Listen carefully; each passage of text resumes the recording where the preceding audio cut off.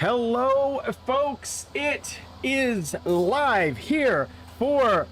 Wait, what night is this even? It's Tuesday night. Tuesday night, Freddie Razzle. We don't race on Tuesday night, except it's a brand new game. It is the release of F1 2022. It is a new preseason test at Miami for these drivers. Drivers in the wrong car, haven't done the draft yet, don't know where they're going to wind up. Interesting things to note. Johannes Ludwig in a Ferrari, Hudson Poole and Ethan Patel in a Mercedes. There's just everything's all over the place. Cushy in a McLaren. Colin Edwards, who knows where he's going to end up as he's dropped down to D4, riding on board with Hudson Poole right now as he pulls out of the garage. It's F1 22. It is the Miami Grand Prix. First time for these drivers in this sim on this track. And this is going to be very interesting because we have no idea what to expect. We don't know how much everything's changed for everyone. We don't know how the broadcast is going to look. So it's all brand new. And I think it's going to be a fun season. And we're going to get a little taste of what is to come here tonight. Everybody out on the soft tires right now. Freddie Razzle, what are your expectations for this qualifying? Honestly, I don't even know myself. It's a new game, new experience, new cars, just new everything. Like, it's just a new whole game. Like, I don't really know what to say. Like, the graphics look amazing.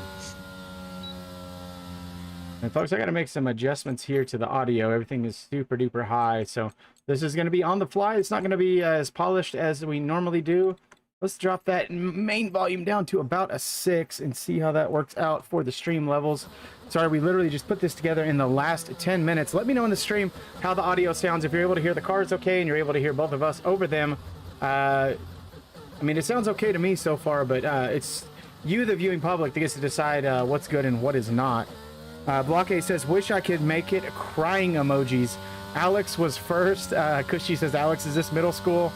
Campbell OG in the chat. B Cush, Alex, and Fred. OG, where are you at? OG's in Spain right now. Going to London. That's interesting. So OG out of town. But good to see Campbell Lowry Hart in the chat. No longer the AlphaTauri team principal. That has been taken over by Fitz Dickwell. Julian Pilon, can I join late? Yes, please, sir. Jump in, Julian.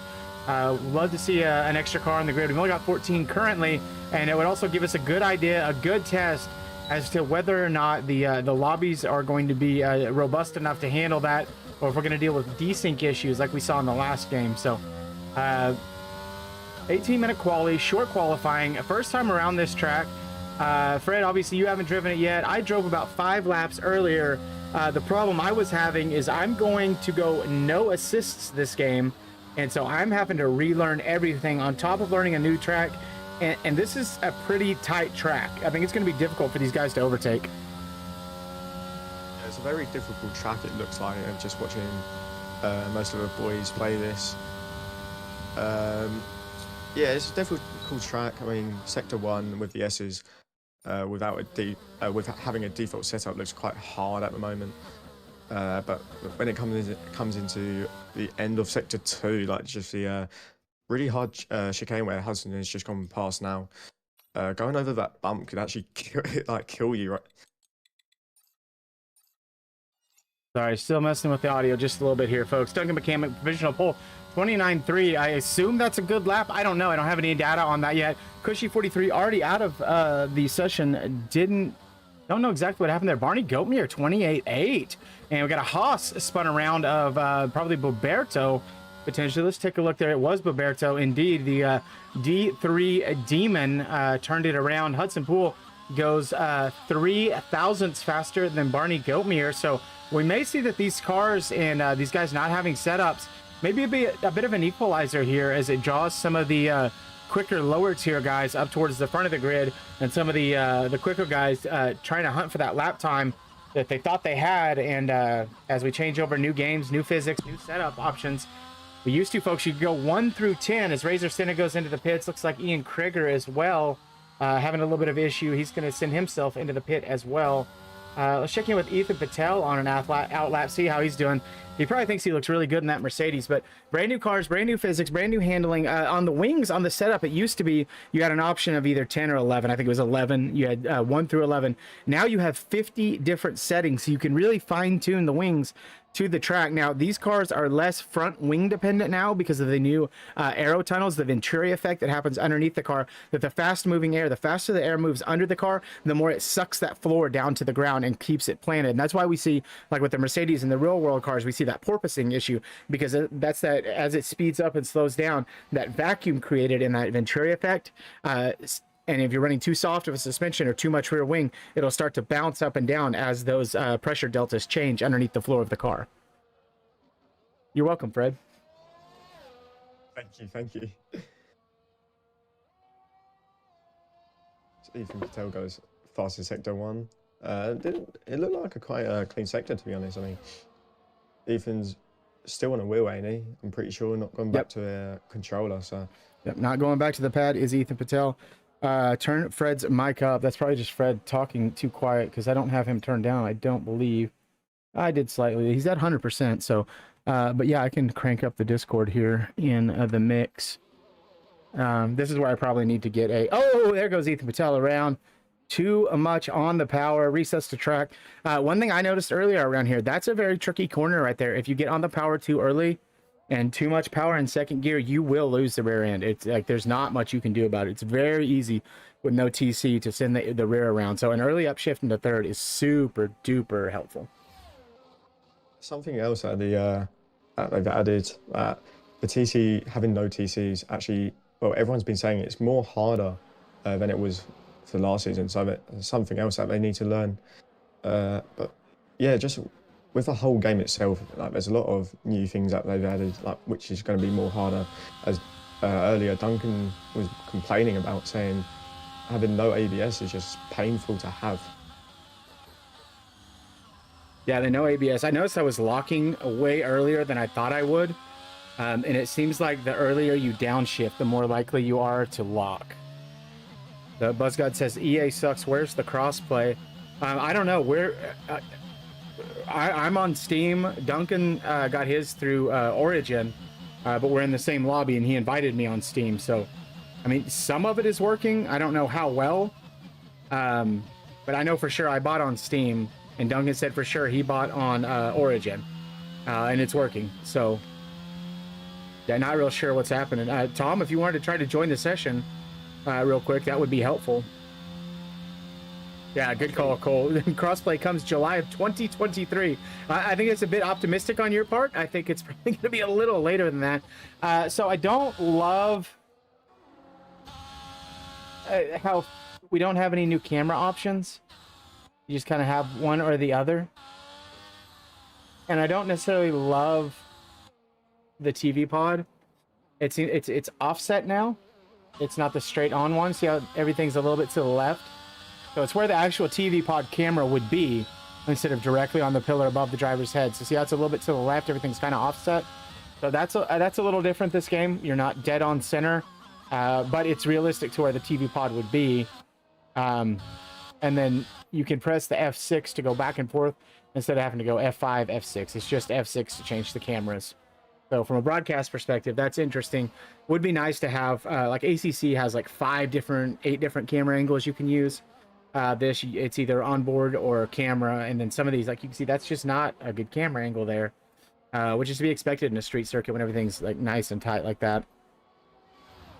Yeah, so that's interesting. Oh, Bronson Stafford into the game. Didn't notice that. John Pilon. So I don't know if he wants me to change that to Julian or John. Ian goes fastest with an 8.68, so fully 100th faster than Hudson Poole, as these drivers are starting to kind of learn here. Johannes Levig looks super weird in a Ferrari. It does not look right, and probably doesn't sound right or feel right for him. But Hudson and Ethan decided they were going to snatch up the Mercedes. Oh, the Gator bites, chomps early. 28.690 for Jason Pelter, driving it around in a Williams. I don't think we're going to see him in a Williams. I know Buffalo is Duncan goes to 28.5. Buffalo Trace was wanting to keep Pelter at Alfa Romeo, but he performed so well this year. I think he ended up either P4 or P5 in the championship. I think there's going to be some folks who need to take a serious long look at Jason Pelter as their first driver as a mid-tier team, and one of the higher to high mid-tier teams. He'd be a great second driver too. This is something that the TPs actually need to watch about. I mean, this is a first pre-season testing, I'd say, and we're probably going to have even more streams having pre-season testing. So something that the TPs need to watch out, see how the drivers perform, because like I said earlier, it's a new game. The handling is going to be different. So I feel like we're going to see a lot of people struggle. Well, welcome back to the league. Garrett Elder expecting a child with his girlfriend Kennedy very soon. New team principal for Williams. So welcome everyone, Garrett Elder to Williams. He had been itching to get out of Red Bull and had been talking to me behind the scenes to try to get into Mercedes. Unfortunately, Duncan decided we were going to keep everyone locked. 28 flat for Hudson Poole. Nice improvement there. That we were going to keep everybody in their academies. Ethan Patel invalidated his lap previously. Garrett Elder still on his flyer. Is that Jason Pelter coming across the line next? No, he is going to spin first and not finish up anything there. Duncan McCamick into the pits, cannot improve his time. But yeah, Garrett Elder was wanting to come over to Mercedes, get away from the toxicity of the Red Bull environment, and I believe he drives in cockpit view, so he must like the non-moving monitor, the little screen. The only team on the grid that does not have the screen in the steering wheel. So there are some players that drive in cockpit that do not want to be on Williams because of that fact. They want to be able to keep their eyes on their wheel and monitor at the same time. And with the Williams, the monitor stays steady, which I prefer, but some guys just don't like that. Yeah, I'm pretty sure he's actually using the TV pod as everyone else is at the moment. But no, I think him being in a Williams will help Williams itself in the combined constructors next season. Oh, certainly. And we've seen him in season 3, I think it was, in the Red Bull. He just I'd say he outperformed his teammate, although I can't really remember who his teammate was back in season 3. Good question. I do not remember. Brandon Cushy says in the chat, cockpit all day, real men drive in cockpit view. I can confirm the Ferrari loving Italian American does drive in cockpit and is only driven in cockpit, and makes a pretty good show of it sometimes. I just, for me in this game, I just don't feel like it's customizable enough where I have a real good feel for it. It doesn't feel right, but that's just me. John Pilon says game keeps crashing, but he is coming out on the track right now. I assume that's not his AI. So a French Canadian driver with currently another Canadian, Bronson Stafford, as his temporary teammate in the Aston Martin. Neither of them two set a lap yet. Neither of the Haas have set a lap yet. Johannes and Ethan haven't set a lap yet. Johannes Ledvig, another one that is committed to no assists this season. He had already taken off most of the assists. He is starting now, as is Sid and as are many D2 drivers, at no line right now. So you've got to really learn your braking points, learn them well, learn your turn-in points, because you don't have a little dotted line to follow anymore. And so Johannes has said to me that he's very concerned and maybe thinks I shouldn't take him number 1 in D2 because he thinks the learning curve is going to be pretty steep for him, as we see a little bit of wheel spin there, but manages to recover the car. Probably would have gone down to 3rd there if it were me, but I'm going to trust Johannes to do what he needs to do. Yeah, real men have cockpit. Oh, Flossy, thanks, man. I appreciate that. You keep your cockpit to yourself. I don't know how many you can fit in there, but I assume it's more than one. Axel Heist, unban me, man. That's not my call. I don't know what happened. That's between you and Duncan, so you guys can get that sorted. Rivas, now it's in VR. Yeah, so I don't have a VR headset yet. My wife's been wanting to get one. And so, yeah, I think with a VR headset, I think cockpit would be absolutely amazing. And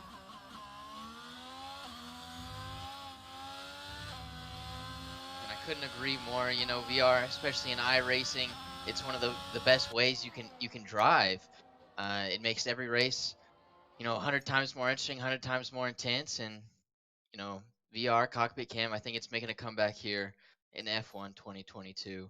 Folks, we are joined by the dulcet tones of Campbell Lowry Hart, former AlphaTauri team principal, moving out of state, new responsibilities for you.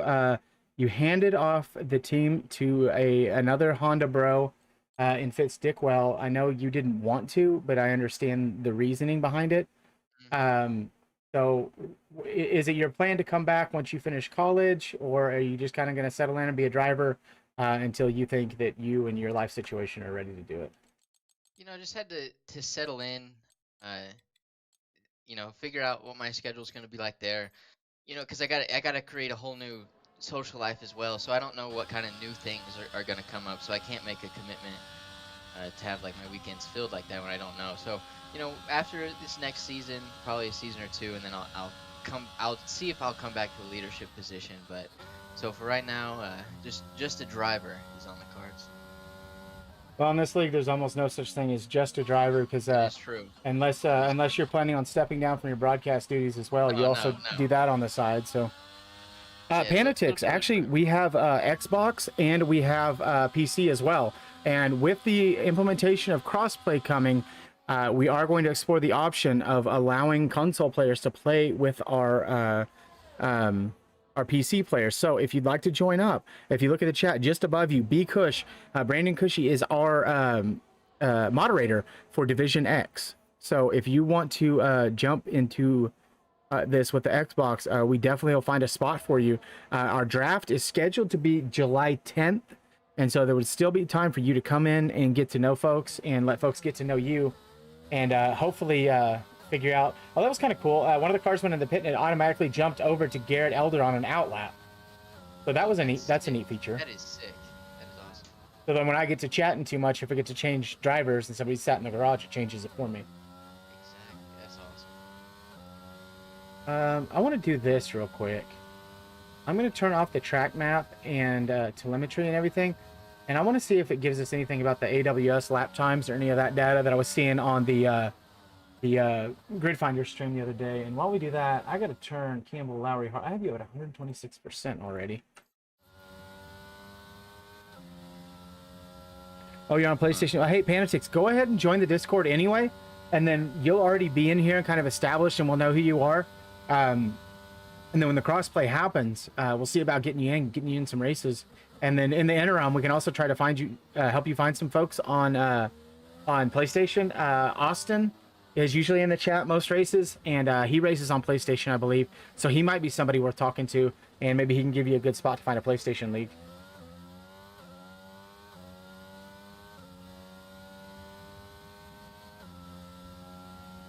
If Garrett Elder can do something with this Williams, again, turning the track map off, I can't see if he's invalidated or not. I'm going to assume he didn't because Garrett Elder built different, according to him. And we'll see as he comes around through Sector 3, I believe, onto the long back straight. I also believe, because I don't really know the track yet. And across the line does improve to P3. So Garrett Elder is built different, folks. I told you. Julian Pilon, got no force feedback. This is awful. Well, I need to go in there and mess with it a little bit, man. I'm not sure what to tell you. Make sure you have G-Hub open. I believe you're on a Logitech wheel. That's yeah, I had to crank mine way up. Oh, Forensic, sorry. Hudson Poole was up 0.6. That would have put him down to a 27.4. And that's, I mean, as far as I know, that's pushing like esports times. I was looking at the times earlier around Silverstone, and it looks like a lot of the F1 esports guys, Jarno and Danny Bormand and Josh Adowu, those guys are running like 26.4 to 26.7. And so it looks like the times on some of the tracks are going to be real similar to what we were expecting as Garrett Elder spins around. That's kind of neat. Car goes, but you can still see the driver. So another interesting bug slash feature. So right now your top 5: Hudson Poole, Ian Krager, Garrett Elder beats out Duncan McCamick, the boss. Barney Goatmere in P5, the Gator Jason Pelter P6, Klinsman Colin Edwards in P7, P8 Ethan Patel, the only cool Indian in the race right now. Bronson Stafford, no practice, no setup, probably just jumped on 3 minutes ago and goes P9. Alex Duarte, your who should have been your Division 3 champion in P10. Razor Senna, 11. Roberto, P12. Big Mama Frank, P13. Mr. Sandunga, P14. Julian/John Pilon in P15. And the man that should have been your Division 2 champ, except Eruption's a real piece of AlphaTauri. Johannes Ludwig, P16, and Kush out of the session. I thought damage was turned off, so maybe he just had to jump out for a few minutes. Yeah, Julian says no practice, no setup. First lap on Miami, just saying. Yeah, dude, I ran some laps earlier and it was an absolute disaster. So, OG, have you had a chance to get on the game yet? No, I'm a bit of a pleb. I got the base game, and so. Oh, okay. But I do want to note about something about Eruption. I think he got a little bit of karma. His pedals aren't working there for you, so I think you're getting a little bit. That might have been something you were rooting for. I don't know. He can't play the game that he wants to play right now. Is that maybe a little bit of karma coming to bite him? I don't know. Well, I will always and forever cheer for him as long as he is not giving up a 6-second gap. Exactly. Or as a reserve, blocking the guy that is pushing for a win in Division 2. And to my mind, the contact was mostly down to Hudson because Johannes thought he ran wide, so Johannes tried to run up the inside, and then all of a sudden here comes Eruption from out wide straight to the apex, and they meet front wheel to front wheel. Yeah, I am still not happy about that, and I know Johannes was very unhappy about that, very down on himself, almost didn't want to finish the last race. But I was like, dude, it is so close. It just takes a little mistake, and we saw that from Sid, right? Sid made that little mistake, didn't qualify well, and so Johannes, it was basically his race to lose. But then we had some really fast reserves that popped in as well. Eruption had a good race, and I think it was Thermo and Johannes ended up having contact, and Thermo actually got a 5-second time penalty for his trouble. And but unfortunately Johannes wasn't within that 5-second gap to promote a position, and if he had been after that contact, Johannes would be your champion right now. So yeah, it's all down to just fine margins and little things where Red Bull and Aston Martin drivers were cheating. Yeah, I mean, it's hard to argue with that. I'm with you. It cost, the disqualification cost AlphaTauri a good draft position. I think we could have been in 5th and 7th. So. Well, and then if Maxime had, even though it was half points, if Duncan and Maxime hadn't had that moment and Maxime crash out, Duncan McCamick just an absolute menace on track. We're trying to get new folks in the league, and Duncan's crashing them out in their first race here in ZRL. I mean, that's not a good look. I don't know. We may have to have a little uprising here and do something about these dirty Honda drivers. Have to, Fred. I just got. You're in the chat. What do you have to say about the dirty Honda drivers, or any drivers in the league for that matter? And you're one of them. You just took my place of broadcasting, But I mean, I don't know. I mean, you've got a main leader, Duncan McCamick, there, so he starts him young. I mean, he definitely started you young. I assume they're doing a formation lap. I'm going to drag Hudson Pool down here real quick. Maybe I'll stop being dumb here in just a second. While we're on the formation lap, I want to pull Hudson Pool and put it on pole in a Mercedes. I'm sure your team boss, Duncan, not too happy to see you in that car. Maybe he and Big Mama Frank were just in the lobby first. But how are you finding the new game, and how are you liking the Miami track so far? I really like it.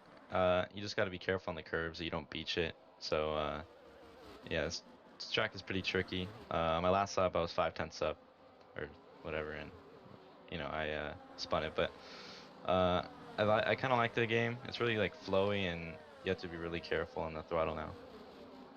All right, so Duncan McCamick picking first in Division 1. You are returning to Division 1. He will have to pick himself either first or second. So right now, as the returning and reigning champ and the ZRL esports driver, we kind of expect that Duncan McCamick's going to take you first. Have you guys had any conversations yet? Not about the draft pick yet, no. And so if you don't get picked to Red Bull, how do you feel about dropping all the way down to Aston Martin? It's whatever team I'm drafted to is whatever team I'm drafted to. Okay, so tell me right now, why should I pick you at Mercedes? Are you going to repeat as champion? Of course. Okay, well, there you go. Oh, Barney Goatmere and Jason Pelter. Surprise, surprise, Barney Goatmere hitting people for no fucking reason. And both of them disqualified. So you still can hit each other and get disqualified on the formation lap. All right, Hudson Pool, you are on pole from Ian Krager, Garrett Elder, and Duncan McCamick are behind you. Ethan Patel and Bronson Stafford hit one another, get disqualified for their troubles. So they're going to have cold tires, but you look like you got plenty of heat in those tires and you're ready to go. Prediction for this race, is it going to be 1 stop, 2 stop? I think it'll be one stop. One stop, he But says, I starting think on the we'll medium eventually tires. stop. All right, Hudson Pool, good luck with the race, and we'll talk to you later. Yep. All right, I'll throw him back up there. So what about you guys' prediction? You know, obviously the drivers, everybody's new and doesn't know what's happening yet. Are we going to see something crazy happen here? Everybody on the meetings except Pelon and Big Mama Frank on the hards going the alternate strategy. I don't know. I mean, so this is physical lineup to the grid, right? So, like, I'm assuming you got Barney, Jason, Ian now, Ethan, and Bronson. I feel like are gonna have pretty poor starts. I'm assuming if they're disqualified, they're put kind of further back on the starting grid, and I think it'll allow, you know, someone like Alex or Colin to jump those spots. I don't have any predictions for the race, but I'm expecting those guys to miss out on the start. And here we go. It's our first race start of F1 2022. 5 lights out and away they go. And it's a pretty decent start there from Jason Pelter. Going to pick up 2 spots almost immediately. Duncan McCamick around the inside of Ian Krieger, who Ian locked up his tires. Ian moving to no assist as well. Don't know if he was running ABS previously or not. AWS predicted pit stop strategy, medium hard or soft medium hard. Jason Pelter all the way up into P2 of this race from P5. Really great start and jump from the Gator. Gator talking to me during this little off-season period and really wants to be in one of the higher up teams, sees himself as a top tier second driver or mid-tier first driver, and with a start like that against this grid, granted Ian did have that lockup, he's making a good sales pitch for himself right here. I mean, I predicted him to have one of the worst starts. You know, he was with Barney, and you know, he went up from what, like 6th to 2nd, pretty much immediately. And yeah, he's definitely making his case to be drafted in one of those top, you know, 3 or 4 teams. I think he definitely deserves it. He's showing why right now. Well, if you want to get yourself picked early, driving right in front of the boss of Red Bull, Duncan McCamick's a good way to do it. Ian Krieger has another moment. He's dropped all the way down from P2 to P11.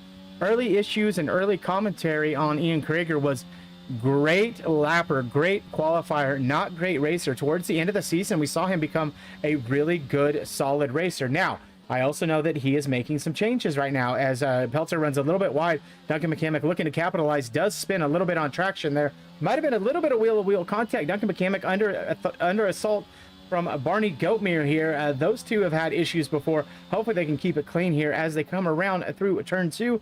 Duncan McCamick with the inside line does keep the spot temporarily. A little bit of wheel spin, maybe a little bit of a touch there with the Alfa Romeo. The Alfa Romeo drops in behind, but Ian is adjusting to a new setup. He's got a new rig. He's got new pedals on the way. I don't know if he's received them yet, and he has followed Toto Rivas's lead, and he has gone with the Moza R9 base and the GS steering wheel. So he has the same setup as me, only somehow his is faster, and I don't understand why. Got to be somewhere in the firmware settings. Maybe you don't have an update just yet. You know, you did get yours first, and so he's definitely got the newer end firmware, and it's just got to be where all the time lies. Absolutely. So here we go. Hudson Pool already with a 1.4 second gap. Not totally unexpected, not surprising here. A little more surprising, Barney Goatmere up into P4 and holding sway right now. Now, I have heard rumors that Barney is switching over to wheel. I don't know if he's on pad or wheel right now. I understand that he has a wheel, but he hasn't been using it. So it'll be interesting to see if he is switching to wheel, and if he is this quick, that's going to make it hard for some folks to say no. Right now, I believe he's sorted into D2 and could be a surprise mid-tier D2 pick. Yeah, I think Barney is actually switching onto wheel. I mean, he keeps going saying, "Oh, I don't know," but we all know that he's going to switch to a wheel because I don't think he really wants to drive in D2 this season.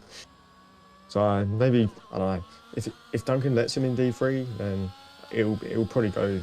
Well, he's got to go on a wheel, I guess. All right, here comes Ian Krieger with the DRS, maybe.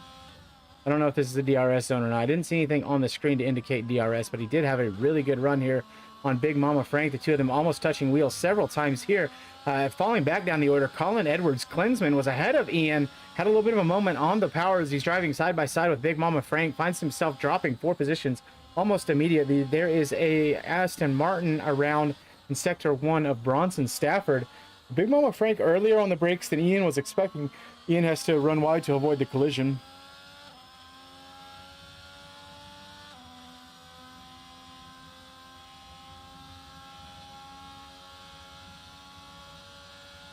So he fell down, what, did he fall down to like P18, right?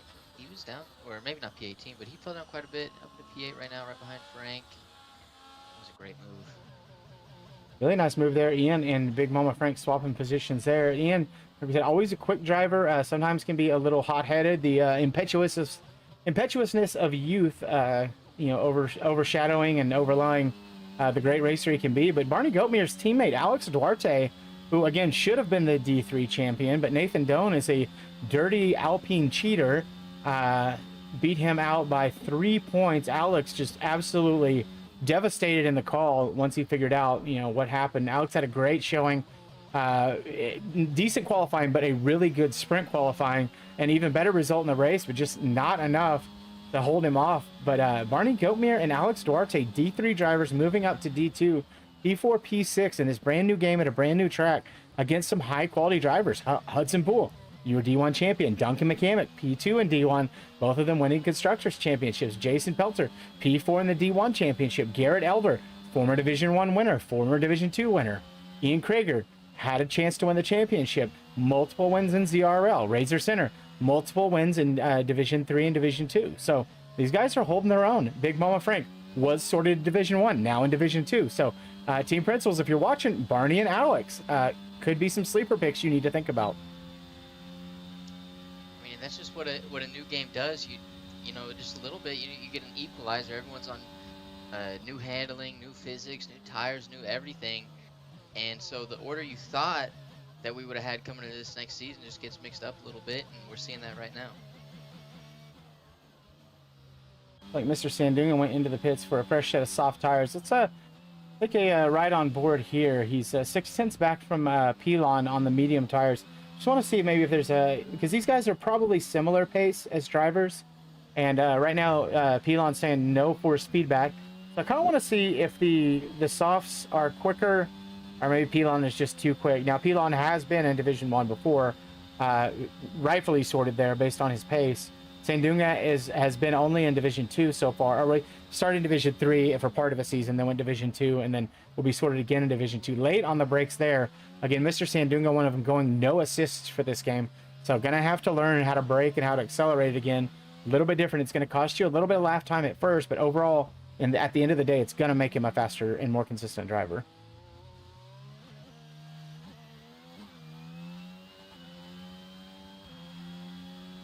Something else I want to mention about is that I think you can actually start on any tyres now. Correct. So you don't have to start on the soft or the tyre quality on, which is really interesting because as we saw at the start, there was 3 different strategies going on. There's Frank's going on the, like you said, the ultimate strategy, as that was a close one where Brunson actually just got out of the way of Kushi. But yeah, I mean, do you think the soft tyres ain't going to last as long as they did in the last game?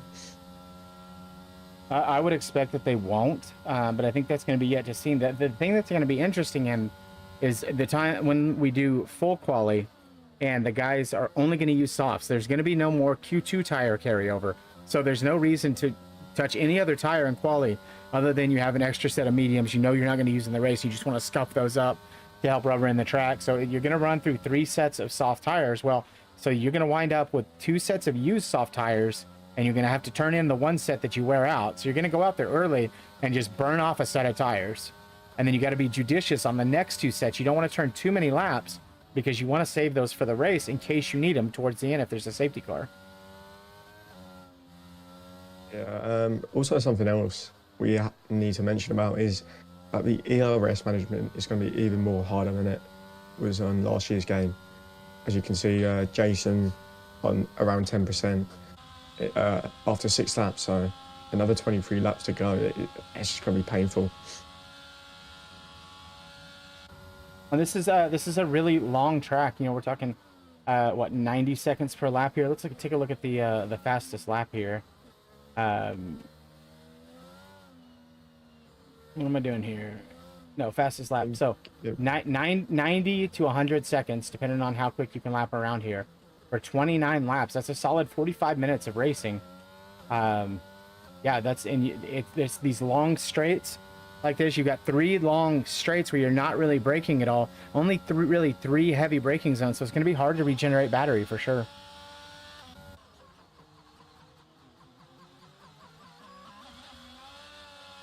Barney Gilmere side by side with Jason Pelter takes the spot from him up into P3 and a potential podium for Barney. Now, Barney has been known to bottle a race or two once he gets some momentum going like this. So be good for him if he can keep this momentum going, really show out here. Barney is one that definitely wants to be on one of the top tier teams. Definitely enjoyed being a Mercedes driver. But really, there's with him moving up to D2, you can see him just about anywhere on the grid, as it looks like that Jason Pelter around. It appears it is, and he's got it back on track now.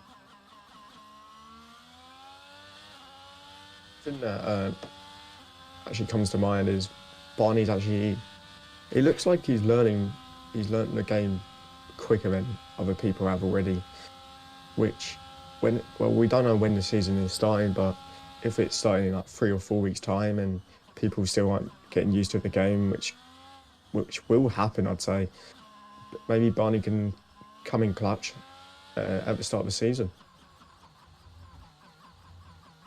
I'm gonna give it just a moment here to see if we can get this AWS graphic to pull up. I was watching the stream the other day.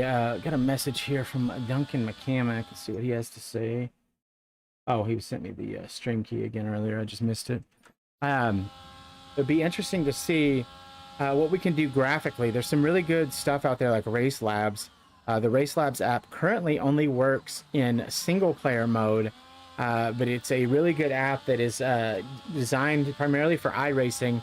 Also works in ACC, but really, really crisp overlays and very customizable. And yeah, it'd be really cool. Marino in the chat says, need to buy the game tomorrow. I want a Ferrari seat for my glory. Freddie says it won't happen. Marino says, shut up.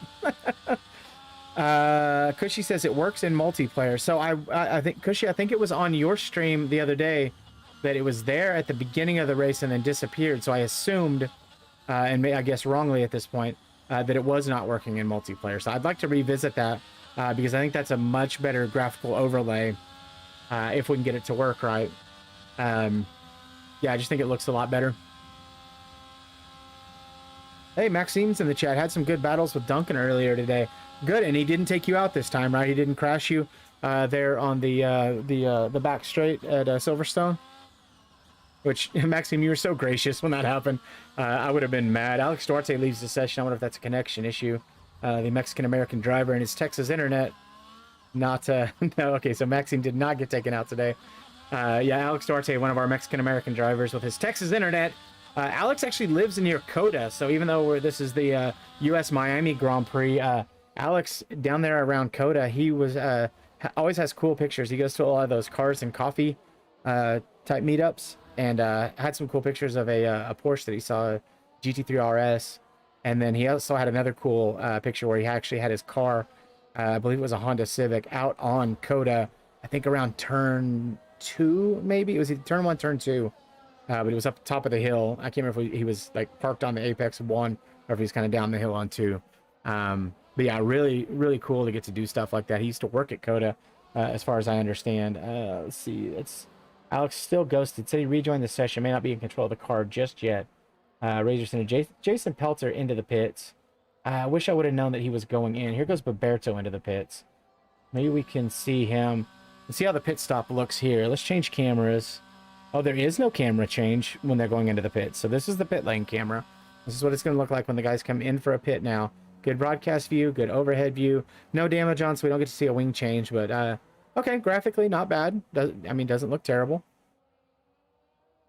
Something about the pit stops as well that they've added is where the pit crew make some mistakes of not getting the tyre on.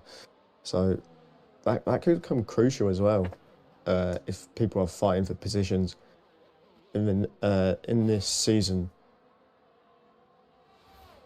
So I noticed that Duncan McCamick is running the highlighter yellow Lewis Hamilton helmet. I think secretly at heart, boys, he is a Mercedes fan. He just doesn't want to let us know. Absolutely.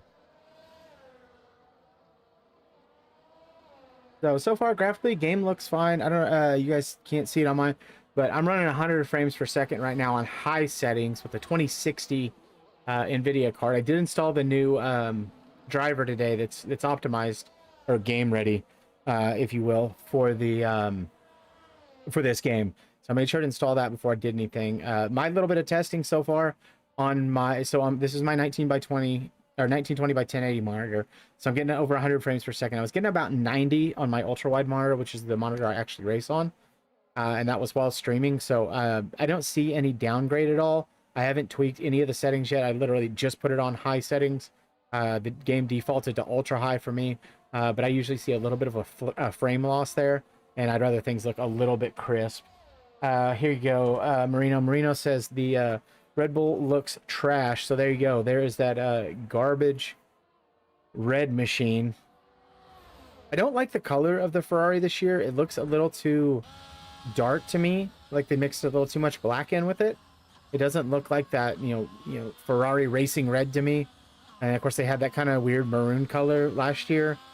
So I don't know what they're doing playing with the colors, or if maybe you know, whoever's in charge of the paint department has got some cataracts going on. That's a cool camera view right there, the 360 cam. Yeah, that looks really cool. Also don't love that the Ferraris there's nothing on the wing as you look from the front to the rear of the car. I think that's kind of strange, but I wonder if maybe that's something they're waiting to unveil for the second half of the season, or it's just track dependent, because with the Mission Winnow or Mission Win Now, Win Later, whatever it was, they could only do that at non-European tracks because of the and they couldn't do it at the North American tracks either, because Mission Winnow is actually a division of Philip Morris, the Marlboro company. And so their longtime ties with Marlboro as a sponsor is where the Mission Winnow comes in. So they couldn't have it at every track. Ian's actually made his way up back to P4. Maybe a little bit away from Barney. But a decent recovery race from him.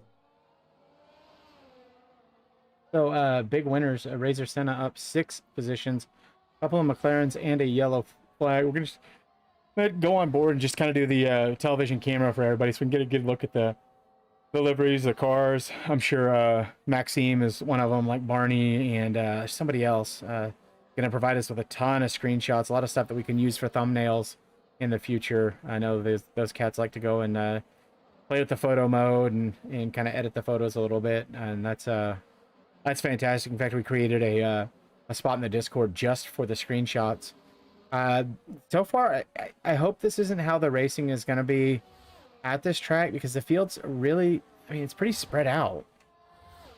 Oh, Maxime's already posted some. Okay, yeah, I haven't been on Discord a lot today, so so far no pit stop. Barney Goatmere in the Alfa Romeo, which you see the updated Alfa Romeo with the Chinese characters there for Zhou Guanyu, or Guanyu Zhou, however you want to say it, but with the TikTok link and the Meta link, the Chinese address for the Chinese fans. So Chinese fans in F1 are going to be one of the biggest growing segments in the next couple of years. Be nice to see an Indian driver as well. I mean, you're talking about the 2 most populous countries on the earth, and those are huge markets. Now, granted, as a country per capita, you know, not super duper wealthy, they do have huge pockets and swaths of poverty. And so if you're Liberty Media, if you're Bernie Ecclestone, if you're Stefano Domenicali, you're not really looking at those markets as cash grabs, as we have a McLaren spun around of Cushy, I believe. Yep, the McLaren there. And I'm back and forth. Cushy's left the session. He's done. Or maybe that was a disconnect on his part. The McLaren livery, I'm also not sold on. Like, I do love the papaya and blue. The black is nice. Cushy says, F, it kicked me. Yes, Cole Cummins, I think you're absolutely right. I think having an American Colton Herta would be good. I also think Pato O'Ward, while not as popular, already being in the McLaren ecosystem, I think you could easily see Pato O'Ward for Danny Ricciardo's swap, and not going to be a whole lot of parties on either side mad. Duncan McCamick, 5 seconds for speeding in the pit lane. That's one that I'm curious about, if he was actually speeding, because early, I know I got my limiter on early enough, but I kind of jumped the inside curb on the chicane and got a speeding in the pit lane. So I don't know if it just unsettled the car and kind of pushed me over that threshold. But I already had my limiter on, so I shouldn't have been speeding. So it'll be interesting to see how that works out, and we may have some really stupid stuff happening. So a lot of drivers going on to the hard tires. Big Mama Frank, it looks like at lap 9, got off of the mediums or the hards and went onto the mediums. All right, Cushy, thanks for coming out tonight. Glad we got to see some laps from you. You know, not a great first race, but man, everybody's learning today. So, but thanks for being here, buddy.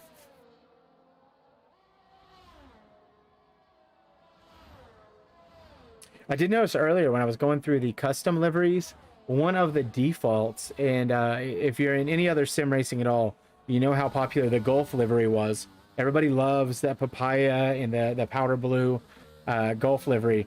It is in every freaking game. You go to iRacing, any series, like even NASCAR, there's people that have made a Gulf livery for it. Well, one of the default liveries that you can choose for your My Player car is basically the Gulf livery colors.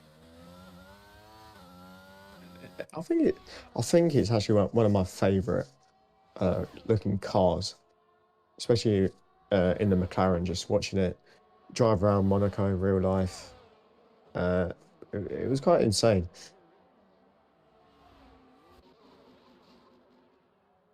So yellow flag for looks like Mr. Sandunga. So he's having some difficulty, which is fair. Like, you know, nobody's done more than, you know, 50, 60 laps here so far, unless you were just a sweat like Maxime that was probably on, you know, as soon as they could log on. I got up this morning and the Discord general was like 500 message.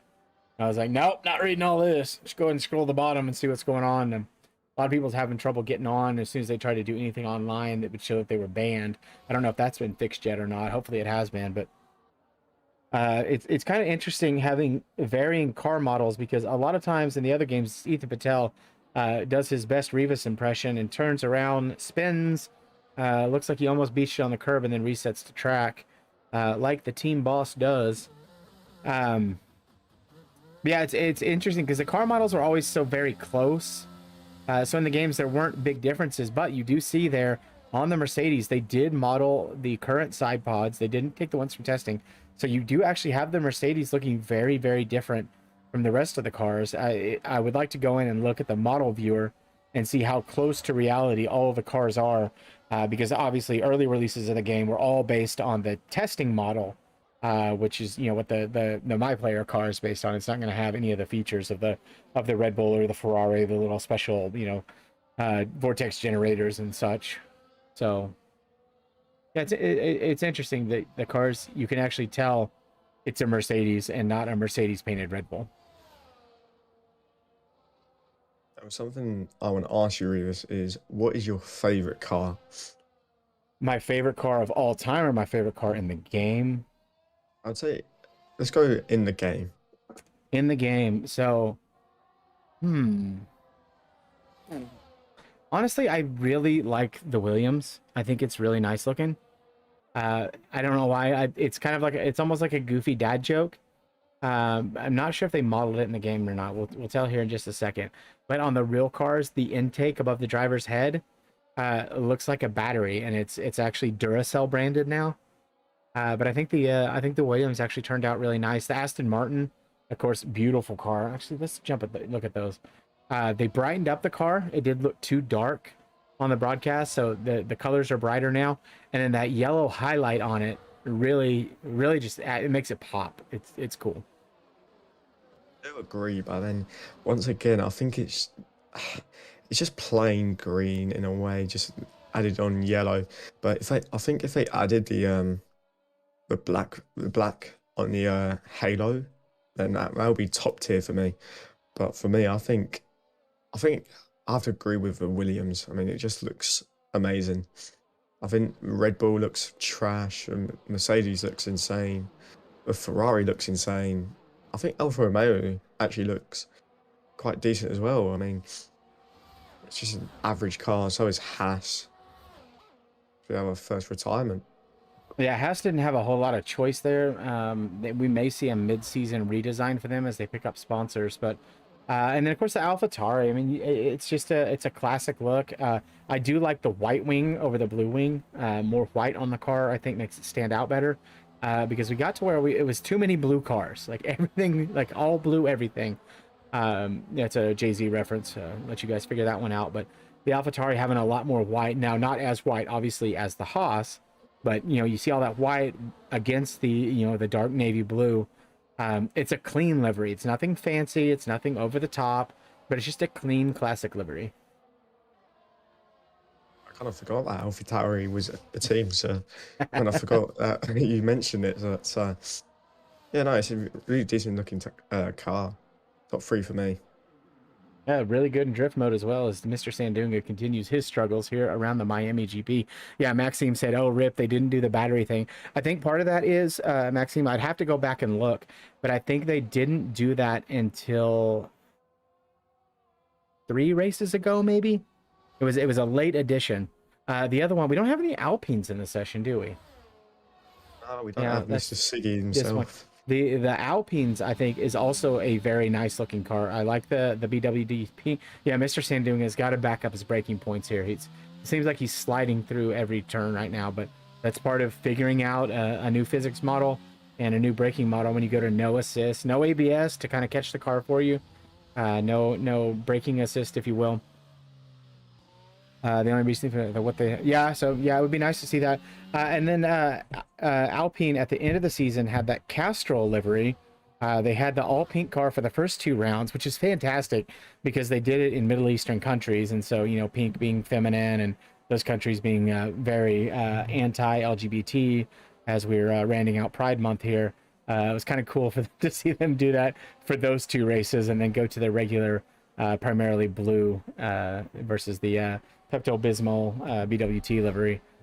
So I think that was kind of a dig at those countries from the Austrian founder of BWT, who's become a huge sponsor. Sandunga almost spins it again, just having a rough time there. Yeah, we'll get used to it one day. It's like switching controller to a wheel. It's going to take time. Now, Barney Goatmere still holding strong in P3. Jason Pelter lost some time there, pitted earlier than Barney. Does have a 5-second penalty, as does Duncan McCamick, Colin Edwards, Alex Duarte, John Pilon. Everybody's got 5-second penalties. So, yeah, pit lane rules and speeding going to be a new thing that folks are going to have to deal with. And, yeah, it's just it's part of the new game, part of the new physics, new mechanics. Got to learn them. Roberto, I guess, couldn't find anybody to crash into, so he retired from the session and went to go take a break. He's in D4 now, ain't he? I believe so. I'm not going to be bothered to actually go and click anything and look it up, but, well, I'll just grab my phone. It will be one to watch, I think, in D4. He's had a real struggle. I'm going to tell you right now who's going to go number 1 in D4. And Ryan Zebra. No. Colin Edwards. You think? I believe he's down to Z4 or to D4, isn't he?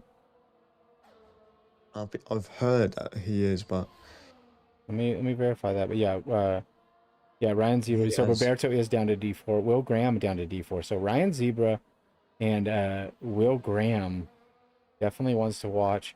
Colin Edwards in D3, and we've seen him have some really decent pace. Had a good race at Silverstone. Garrett Elder done as well. Probably just had enough.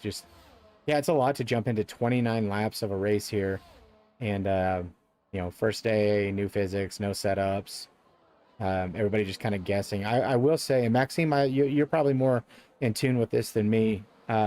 As far as the setups, I went and looked earlier, and I just took a couple of looks at the esports guys' setups. I just grabbed Jarno's to begin with, but it looks like it's not going to be the right left 5.5 150.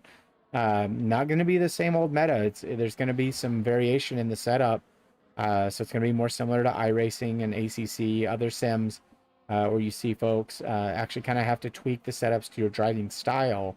And I think ultimately that's better for everyone because then it actually does some. So I only use preset and change to right level. It works for you. Well, hell. Kind of hoping they'd fix that. To me, it was an annoyance. It was a nuisance because kind of meant that setups didn't really mean anything, which fair enough. Then it becomes kind of a fixed setup, and it kind of becomes down to your skill and your smoothness with inputs. Okay, that's cool. I get that. Yeah, I'd prefer that, it would reward research and time spent as much as skill. And so you can balance the two out. And you did get a dub today, so there you go. I think there's a bit of a battle going for the lead right now. So it looks like Duncan's 6 tenths away from Hudson at the moment. Yep, let's ride on board with Duncan and see what he can do to cut that gap. He is just outside. Well, he's just back now inside the DRS. Coming up on the speed trap. Wonder who's going to be faster there. It looks like Hudson Poole pulling a little bit of a gap there, but who can be better under braking? Duncan with a little bit tighter line than Hudson Poole. Gets a pretty good exit as Hudson loses it just a little bit. Duncan able to close that gap up as they come through the DRS zone. 3/10 back. Duncan McCamick has the run right now, and Hudson Poole, unfortunately, this front straight just too short to get the move done. So we'll keep riding on board with them here, and we'll see as they come around through Sector 2 and into Sector 3 if Duncan McCamick can maybe do something here, even with the 5-second penalty, to go into the lead of the race.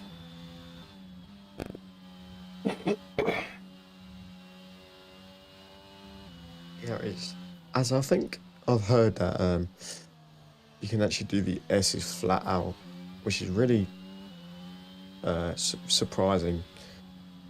Johannes Ludwig calls it quits. He's done.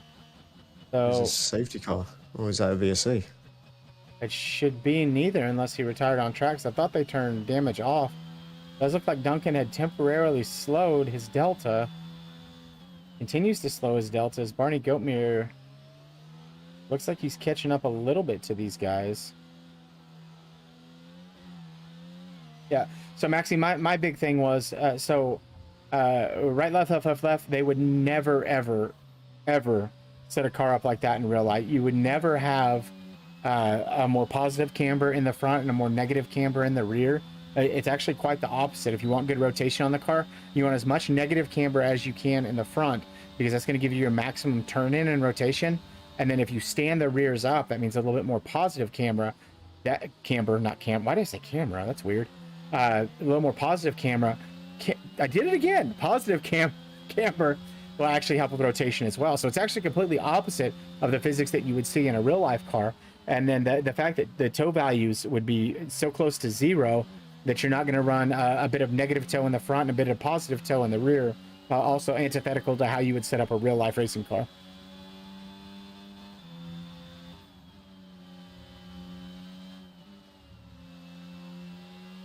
And then same thing with the soft front suspension and really stiff rear suspension and roll bars. So the really stiff roll bar in the rear and front I could see, but that's going to create more of an oversteer effect because you're going to have such a stiff rear that you're going to be really oversteery. But on braking, it's going to cause a lot of dive, and so it's going to unsettle the car if you're running a soft front suspension, soft front roll bar. That car is going to dive and move too far forward, and you're going to lose all your aero balance. So you go to turn in, and that rear end's going to step out even more. And so realistically, that's not how you would set up a car in almost any circumstance at all. And so I think that's one of the things that I had a problem with. And then unrealistic, 1.7 ride heights. 1.7, you're going to rip your rear wing off, assuming that 1 equals about 3 to 6 millimeters. So it's so unrealistic as to how you would actually set up a car. And there's so many more setups. Like it doesn't do anything with the torsion dampeners. Your heave damper doesn't exist in the game. And so I think, this is meant to be sort of like a simcade, accessible to the masses. And so I think that's why I prefer ACC and I prefer iRacing, is because you can really get into the nuts and the bolts of the setup, and you can really make the car sing and do exactly what you want. You can make it really compliant where you need it to be, and you don't have to sacrifice quite as much as Duncan McCamick sacrifices rear traction, resets to track, spins on the hard tires.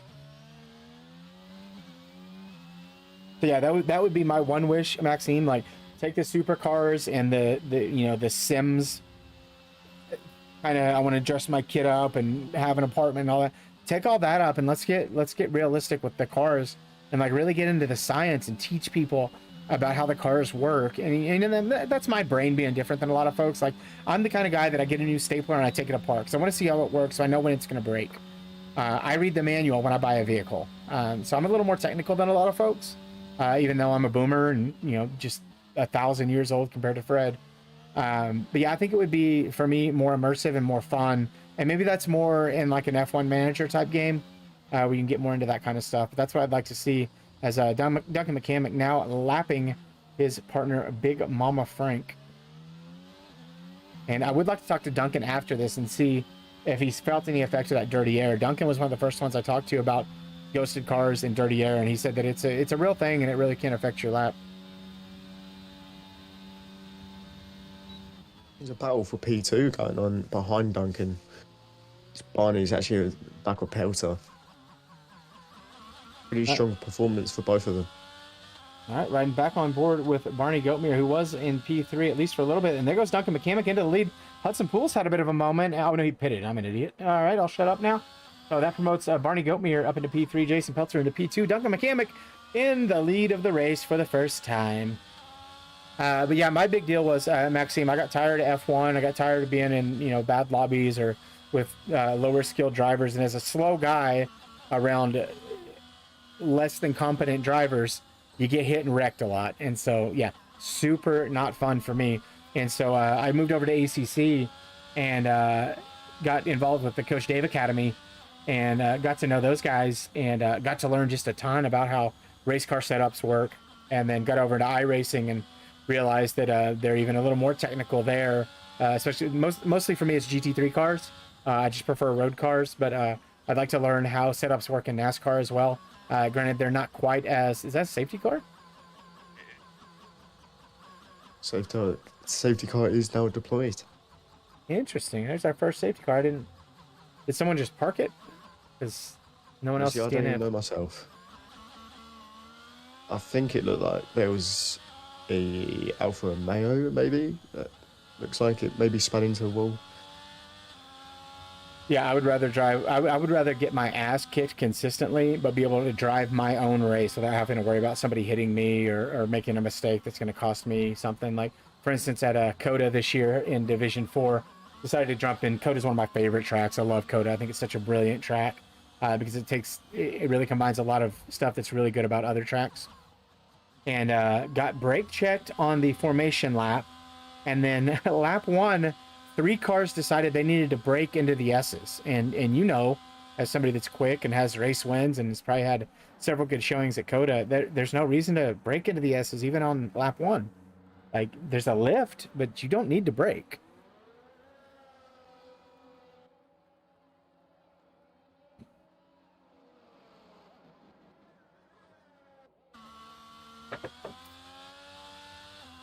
A lot of speeding in the pit lane this race. That's something we're going to have to definitely keep an eye on. Don't know how they have the lobby settings set up, but I assume they have our normal ZRL settings, so pit assist should be off. Colin Edwards has potentially had enough, or maybe another disconnect issue. This is the big thing we have to watch out for in this game. It's the same issue we had, that we don't have the same issue we had last with the constant disconnects and desync issues. We had a race at Portimao in Division 2 that cost us nearly a third of all of our drivers because it was so scuffed and so broken, and tempers flared. Cooler heads did not prevail in that situation, and we had a lot of folks just say F it and leave. Have they added the possibility of finishing behind safety car? You know, I don't know, Flossie. I would have to look into that. I would think not. Especially after the controversy of the real race at the end of the 21 season. I think a lot of folks would be triggered by that and uninstall the game, potentially.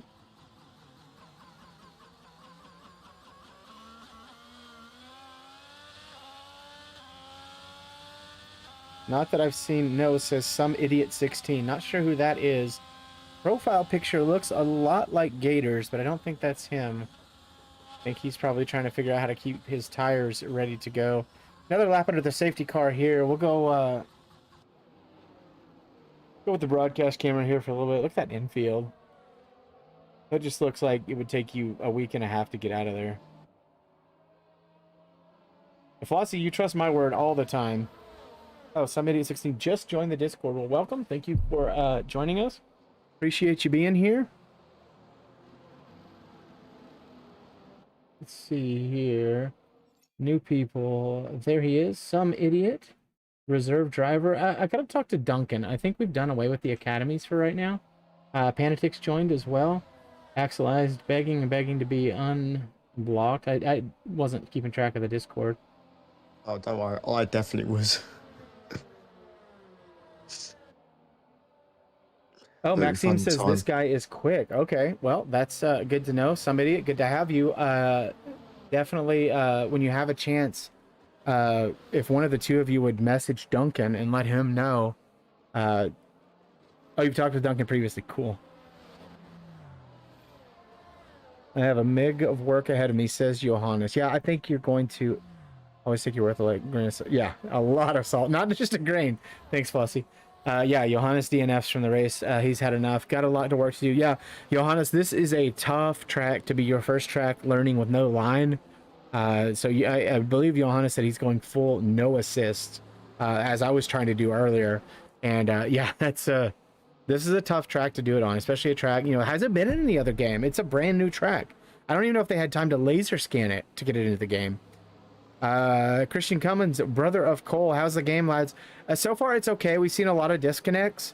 The track seems to be good. The handling physics seem to be fine. Setups are going to be a little bit different. I don't know how massively, but I think overall this isn't just a reskin. On some level it feels like it's just a reskin, but I think it's going to be a better game all the way. Some idiot also no assists all the way. Yeah, man. And so Bronson Stafford currently sat in P9, our Canadian big brain driver. He is a iRacing NASCAR racer who has raced with the likes of Dale Earnhardt Jr. in the Daytona 500 in iRacing. And actually, I believe his team actually beat Dale Earnhardt's team. I think they went like 2-4 and Earnhardt finished 6th. But Bronson Stafford also owns a truck team in iRacing. And this is a guy who actually gets paid to race and chooses to race here with us. So this is a guy that knows racing and hated the handling and physics of the previous F1 game and was on the fence about buying this one. But right now sitting in P8, not a great qualifier, wonderful racer, very clean racer, like a guy you can definitely race side by side with. And so I'd like to get his take on it. I assume he's just using one of the presets as well. But this is like I said, with this track, it's a tricky track. It's new. Nobody really knows it yet. People have a good idea. Guys like Hudson Poole put it on pole earlier with a 28 flat. I think that's a good lap, but I think we're going to see those lap times dwindle and diminish as we go through learning more about the game and its undercarriage. But for right now, I mean, a 28 flat, I think is probably a pretty good time. Yeah, I witnessed Hudson Poole setting a 127, I think it was a 127.3, and then witnessing Duncan doing that at 130. So not good, not good time for Duncan, but I'm sure he can improve. All right, so come around into Sector 3. Should be safety car in this lap. Barney Goatmere leading the way over a couple of several Division 1 drivers ahead of Jason Peltzer, Ian Krager, Duncan McCammon, Colin Edwards, Hudson Poole. Bronson Stafford, former Division 1 driver. John Pilon, Razor Senna, also former Division 1 drivers. Big Mama Frank, temporarily a Division 1 driver, has been relegated down to Division 2 because we've been adding folks. And if we end up adding some idiot as well, somebody else is going to probably get dropped out of Division 2, because I know, let's see, who would it be right now? Right now, it would be Jason Peltzer would drop down to Division 2, and that would be a very interesting pick for someone, because right now, Division 2, it's Lewis Piper, Johannes Ludwig, Eruption, Sid, and Garrett. Well, of course, Garrett's got to choose himself because he's the Williams team principal. As they get underway again, 3 laps to go. Barney Goldmere leads them away. Everyone basically on the same strategy. Razor Senna on slightly new tires. Cushy all the way down to the back on the hard tires, 13 laps. I think he may have left the session, but this could be Barney Goatmere on for a win. First race pre-season testing here in Zoom Racing League F1 2022. The former Division 3 driver moving up to Division 2, currently slotted P4 in the standings. No. Barney's still in Division 3. Currently P4 in the standings, the preseason rankings for Division 3. So Barney Goatmere making that push. I know he wants to come back to Mercedes. So we will see. Colton Bobacell, Boys, how hard is it to not lose traction? Buddy, I will tell you straight up, with no assists, first and second gear, you do not want to go full throttle. You want to be very easy. You want to feather that throttle. Once you get up to third gear, it's a little bit safer, but I have definitely seen myself come through a corner on corner exit and romp on fifth gear and lose it. So, yeah, it is definitely a whole new animal. Colton, I don't know if you're already in our Discord. We'd love to see you join us. We race on Friday, Saturday, and Sunday. We race on Xbox and PC currently, and gonna have a pretty exciting season coming up. We got 5 divisions, 6 division. We'll usually race on this time slot right here, not broadcast currently, but that's our esports division, Division E. And the idea is it is no assists allowed at all. Hudson Poole, the Division 1 champion, has a bit of a moment, ghosted from a spin. He and Colin Edwards both dropping down the order, proving once again that even the best of the best can have a moment. So Barney on with 1 lap to go, or a lap and a half to go, out ahead of Jason Pelter. The Gator looking to chomp. Equal on battery, equal on setup, we assume. Oh, okay. Colton is Bonnie Rotten. Excellent. Well, you're already here. I'm glad you're here. Still haven't figured out who Bonnie Rotten is. I assume it is a punk band of some sort. Any relation to Johnny Rotten? I assume that's what we're going with here. Wink, wink. I don't know who that is, but you're too old for me. Welcome to the modern world. Yeah, it's actually right now it's older. There goes Jason Pelter down the inside of Barney Goatmere. Can he make the move stick? No, he cannot. Barney Goatmere holds on for now. Ian Kreger's invited himself back to the party. Ian started out in P2 of the race, dropped early, had a couple of spins, has a decent recovery going for him so far. Safety car definitely helped him out up into P3 of the race. Took a look at the penalties real quick. Not again that this counts for anything, but it's good to know. 3 seconds for Ian Kreger. So he's going to lose that spot to the boss, Duncan McCamick. As long as Duncan can keep his nose clean, that will put him on an inaugural podium in this preseason test here in Zoom Racing League. Yeah, really interesting to see Barney P1. As Jason was trying to go down on Barney's inside, it looked like. All right, we are going to have DRS for the final lap. Final lap around Miami, preseason testing, Zoom Racing League, season 5 just around the corner. Draft coming on July 10th. If you're watching right now and you don't know anything about us, hey, welcome. We're glad you're here. Give us a comment, like, subscribe, join the Discord. Even if you don't want to race, if you just want to hang out, get to know some folks. We got some really fast guys, super fast guys. Hudson Poole, esports level driver. Johannes Ludwig out of the session, esports level driver. Maxime B has been in the chat all day, supporting us. He's been great. His partner Rhapsody's been around. Lewis Piper's another good one. Major Castleman. We got some guys that are absolute bangers of drivers here, but we also have guys like me and Freddie Rizal and Alejandro, Big Ale Bro in the chat, towards the back of the grid and some of the lower divisions, but still here to have fun and turn the wheel. So we have spots for everybody, all ages, all skill types, even no skill type like me. But Barney Goatmere, as they come around into Sector 3, in the lead of the race, but we have a very long back stretch here.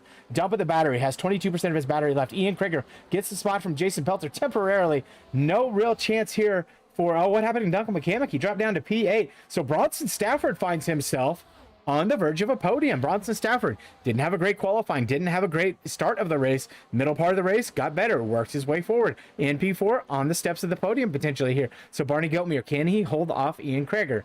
Ian dumping all the battery, no battery left as they come around the line. There it is. Barney Goatmere is your race winner. Jason Peltzer P2, Bronson Stafford on the podium in the Aston Martin. Ian Kreger, Alex Duarte, who should have been the D3 champion in P5. Razor Senna, the Brazilian driver in P6. Duncan McCamick, the boss in P7. Ethan Patel, everybody's favorite Indian driver, into a P8. Colin Edwards, P9.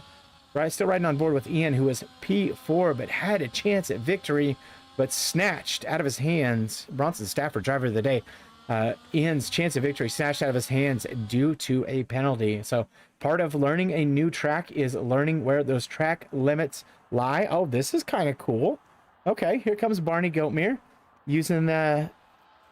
Hey, that is definitely not what Barney looks like. So I think he just went with the default avatar here. That driver does not have quite enough melanin to be Barney Goatmere. Julian Pilon in the Discord saying, drop me to D3. Duncan and Big Mama Frank also super happy to see some idiot in here. Alex Duarte, high downforce was definitely not the move. See, I thought it would have been.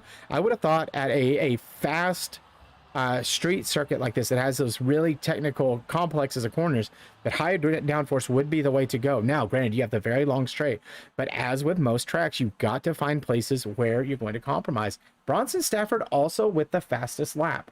Let's see if anybody pops into the waiting room. Barney is not in the Discord currently. Let's talk to Jason Pelter. Let's grab Gator real quick. Alex Duarte's in the waiting room. We'll just talk to him because he's in here. Alex Duarte, P5 in the Alfa Romeo Orland. Should have been the D3 champion, putting on a show here. You said in the Discord that high downforce was not the way to go. There's some really technical parts of this sector, but do you think you lost time on the straights? Is that kind of what you were thinking here?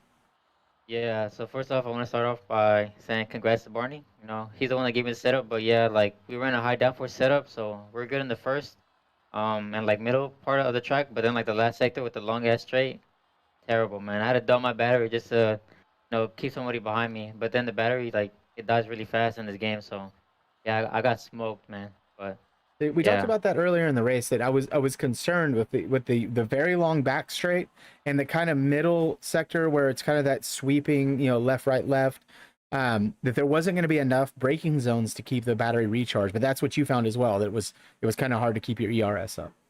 yeah, man. Like I was having to save like crazy up into like the safety car, so yeah, really, really fun, but yeah, definitely a different, change of game for sure. Well, that's good to know. It was good to get get you guys in here and have a look at what everybody's going to do now. So for you, you're kind of right now, as far as your rank goes, you're mid pack in D2. Yeah. Convince me that a top team should take you as their second driver. Well, first off, I want to start. I did this race on a controller actually, because my steering wheel isn't working right now because I have a Thrustmaster and the pedals, like they're not registering right now. So I literally just picked up the controller like maybe like 30 minutes before the race started, and I just had to learn. And it's pretty tough. Like my fingers are pretty sore, but yeah, man, I just had to learn like crazy. So you bring to a team adaptability and the ability to overcome a less than optimal setup. Is that what I'm hearing right now? Yes, sir. All right. Yep. And I just jumped in and said, "Let's go." There you go. Alex Duarte did a great job for us in Division 3 in Mercedes. I kind of almost wish you didn't do as well as you did so I could have you back in Division 3 in Mercedes. But Division 2 is going to be stacked, dude. I mean, there may be, we just had another driver, some idiot join, and he is Maxime, who's definitely D1 pace, said that this dude's quick too. And so he may push somebody else down to D2. So you may find yourself down towards the bottom of D2 if this growth continues. But yeah, either way, I'm going to be excited to see you. We talked a little bit about this being, your next of kin home Grand Prix, because being from Texas and being my favorite Mexican American driver, Coda's your home track. But Miami's got to be at least kind of close to your heart. Yeah, a little bit. All right. Well, Alex Duarte, thanks for stopping by. We're going to drop you out of here. We're going to pop up a Barney Goatmere. We're going to call this Division 1 preseason testing race winner, Barney Goatmere. Alex Duarte said that you and he shared a setup, both of you, I believe, in the Alfa Romeos. He said that high downforce was not the way to go, but it seemed to work out for you. Yeah, high downforce. I kind of got lucky, but we were getting killed on the straights. A lot of these guys.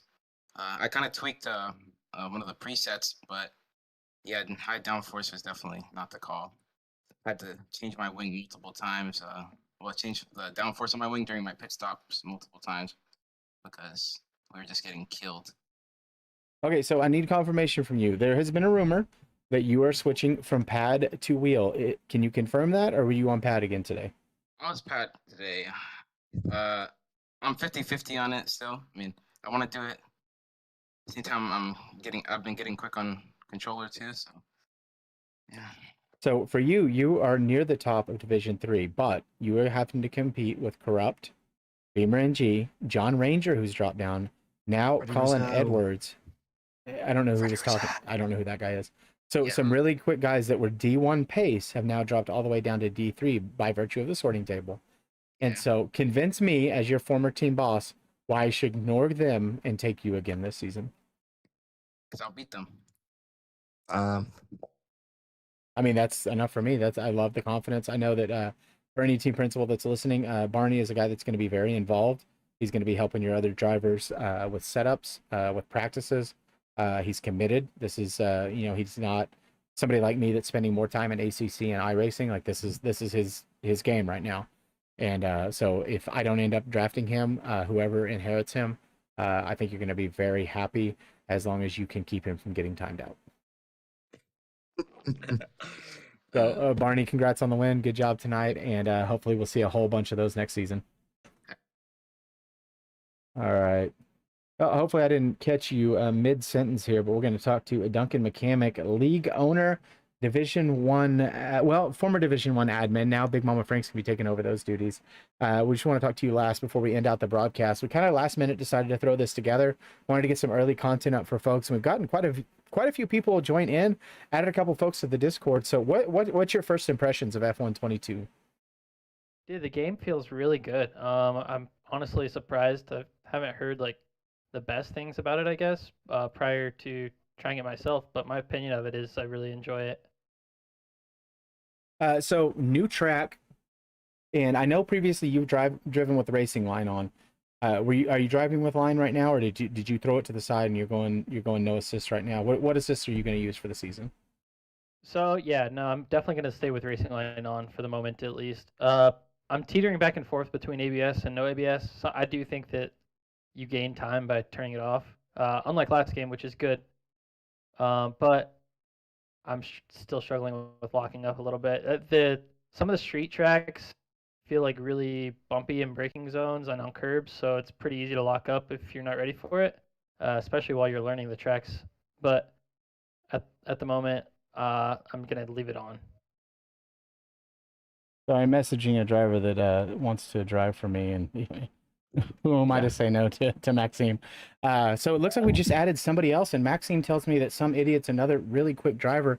Man, if we keep this up, we're going to have to push for a 5th division here, because we're getting some really top tier drivers, and a lot of that comes down to, and I'll pat myself on the back a little bit too, but our admin team altogether. And so you are actually stepping down from D1 and moderating duties. You're still an admin, you're still the league owner, but brought on Big Mama Frank to take on some of those duties. We brought in Ethan Patel to take over my D3 duties.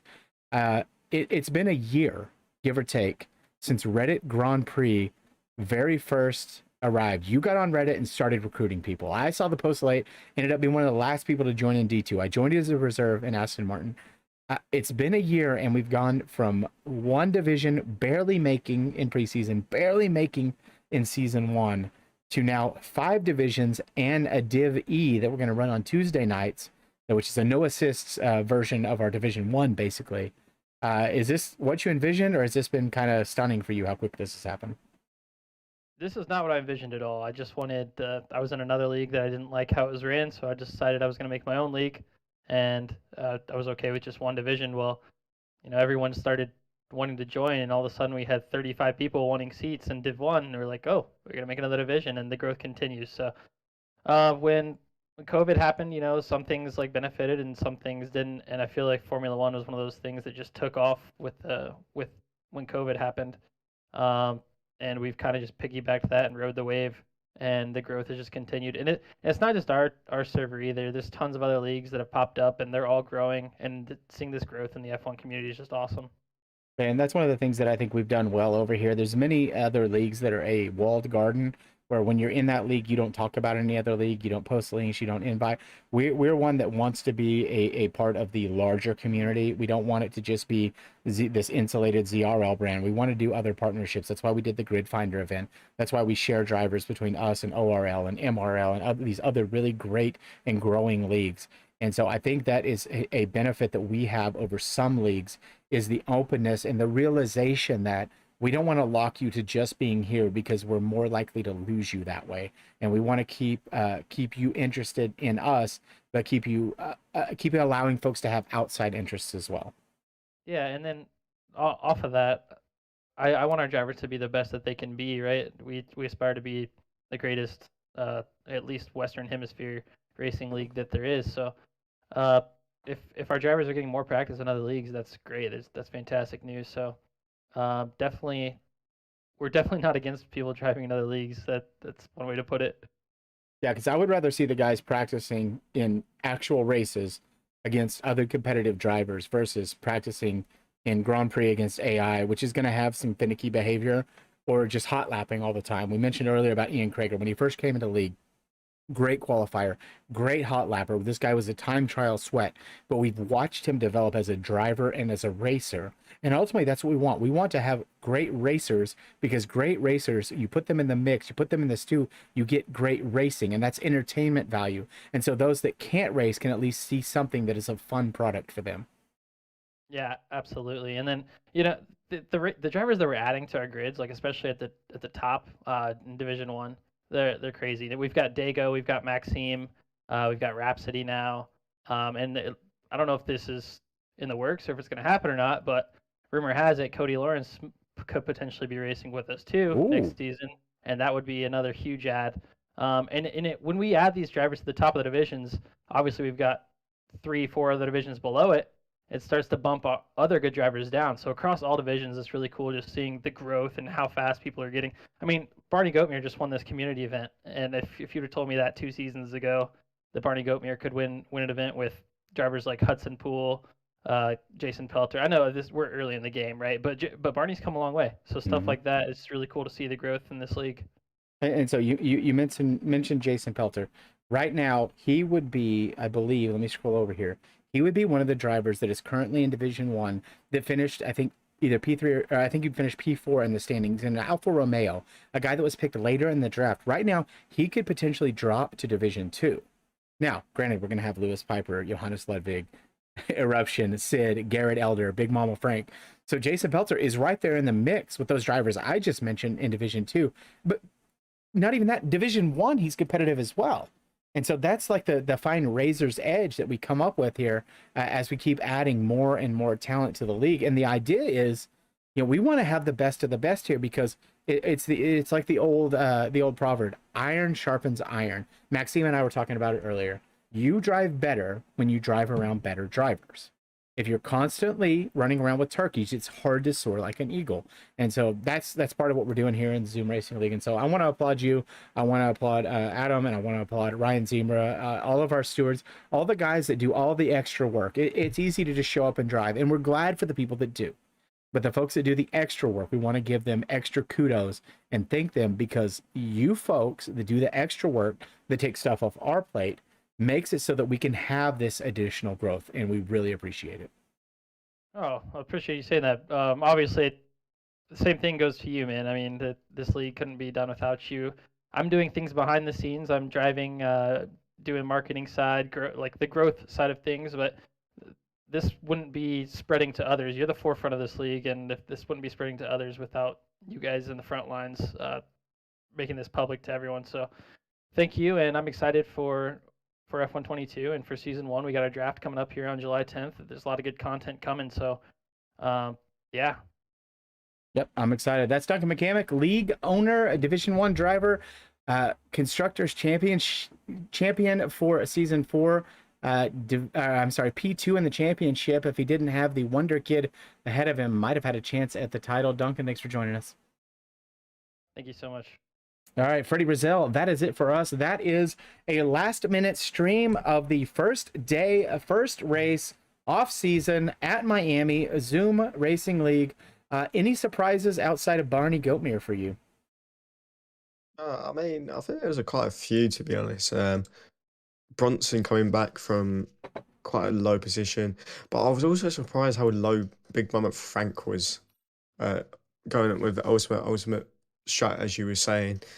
But I think he actually came last of the finishing drivers, which for me, I'd be surprised. I mean, I remember people saying last season he was getting helped by a esports driver or something like that, and last season he's improved like quite a lot, and so maybe, I mean, yeah, it's early days, but I mean, yeah, it's early days, so we'll find out in the next few weeks.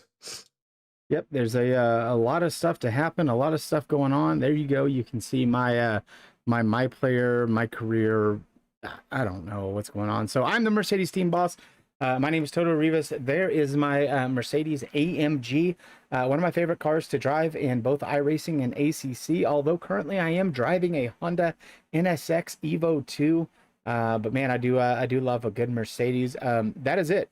We are done. Hour and a half. Last minute broadcast. Last minute community event. 14 drivers started. 11 drivers, or I'm sorry, 17 drivers. We ended up with during the race. 11 drivers finished. Fun race. New content. New season. New game. A lot of stuff to look forward to. And we can't wait to see you all back here. Take a moment, if you haven't already, if you're still watching, go ahead and like and subscribe. Join the Discord, even if you're not on PC, even if you're not on Xbox. Crossplay, it's coming. So we're going to be able to sort in Xbox and PlayStation drivers. Colton Bubble Cell, yes. Bonnie Rotten. Yeah, as Duncan mentioned, as Fred just told you in the chat, the draft will be on July 10th. Tune in for that. If you want to see how it works, go back and watch the old video. It is here on the YouTube.